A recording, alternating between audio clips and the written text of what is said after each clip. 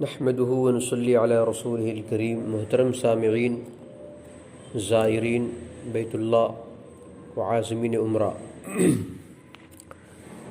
احرام کی حالت میں کچھ غلطیاں ایسی ہیں جن کا ارتکاب کرنے سے دم یا صدقہ واجب ہو جاتا ہے، اور معلوم نہ ہونے کی بنا پر انسان ایسی غلطیاں کر بیٹھتا ہے۔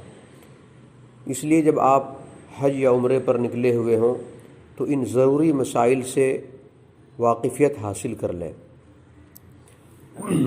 میں یہاں پر کچھ چیزوں کا تذکرہ کر رہا ہوں، آپ توجہ کے ساتھ سنیں اور یاد رکھیں۔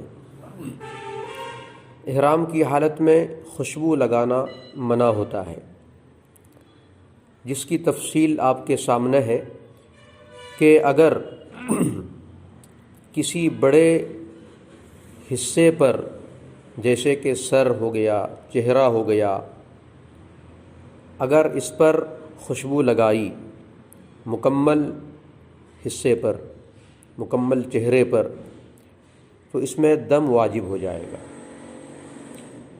اور اگر مکمل پر نہیں لگایا، آدھے پر لگایا، تو اس صورت میں صدقہ واجب ہو جاتا ہے۔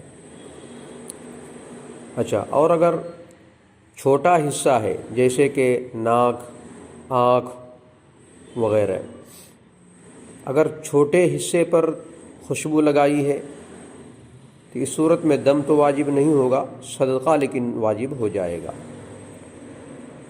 اور اگر کسی نے الگ الگ جگہوں پر خوشبو لگائی ہے، تھوڑا ادھر تھوڑا ادھر، تو اگر ان تمام کو جمع کیا جائے، اکٹھا کیا جائے، اگر وہ ایک مکمل عضو کے برابر، مکمل بڑے حصے کے برابر ہو جاتا ہے تو پھر دم واجب ہو جائے گا۔ اسی طرح خوشبودار تیل اگر خوشبو کی نیت سے لگائے تو دم واجب ہوگا، اور اگر کسی ضرورت کی وجہ سے لگایا ہے دم واجب نہیں ہوگا، لیکن پھر بھی خوشبودار تیل وغیرہ سے پرہیز کرنا چاہیے۔ اور اگر خوشبودار صابن، شیمپو، ویسلین، کریم وغیرہ استعمال کر لیا تو اس میں بھی دم واجب ہو جائے گا۔ اور اگر خوشبودار چیز کھا لی، جیسے زعفران ہے، الائچی ہے، یہ چبا لیا، کھا لیا، تو اس صورت میں بھی دم ہے۔ البتہ اگر ان سب چیزوں کو کھانے پینے میں ڈال دیا تھا اور اس کی کچھ خوشبو بھی زیادہ نہیں آ رہی تھی تو حرج نہیں۔ اسی طرح خوشبودار شربت، جیسے روح افزا پی لیا، روح افزا اگر پی لیا تو اس صورت میں بھی دم واجب ہو جائے گا۔ لونگ، الائچی اور اس طرح کی خوشبودار چیز اگر چائے میں ڈالی گئی اور اس سے خوشبو تیز آ رہی ہے تو اس صورت میں بھی اس کو پینے پر دم واجب ہو جائے گا۔ اسی طرح اگر کسی نے مہندی لگا لی تو مہندی لگانے پر بھی دم واجب ہو جاتا ہے۔ اس لیے ان تمام چیزوں سے پرہیز کرنا بہت ضروری ہے، اس کا خیال رکھنا چاہیے۔ دوسری چیز احرام کی حالت میں جو منع ہے وہ سلا ہوا کپڑا ہے۔ سلا ہوا کپڑا جیسے کرتا ہے، پیجامہ ہے، بنیان ہے، چڈی ہے وغیرہ، اگر سلا ہوا کپڑا ایک دن مکمل یا ایک رات مکمل پہنے رکھا، یعنی 12 گھنٹے پہنے رکھا، تو اس صورت میں دم واجب ہو جائے گا۔ اور اگر 12 سے کم میں ہی کپڑے اتار دیے تو صدقہ واجب ہوگا۔ اور اگر 1 گھنٹے سے بھی کم پہنا، آدھا گھنٹہ، پون گھنٹہ پہن کے یا خیال آیا تو فوراً نکال دیا، تو اس صورت میں صدقہ اور دم کچھ بھی واجب نہیں ہے، بس 1 مٹھی گیہوں، اناج نکال دے یا اس کی قیمت جو ہے کسی غریب کو دے دے۔ اچھا، یہ غلطیاں چاہے جان بوجھ کر ہو یا غلطی سے ہو، کسی بھی طرح سے ہو، بہر صورت آپ کے اوپر دم یا صدقہ واجب ہو جائے گا۔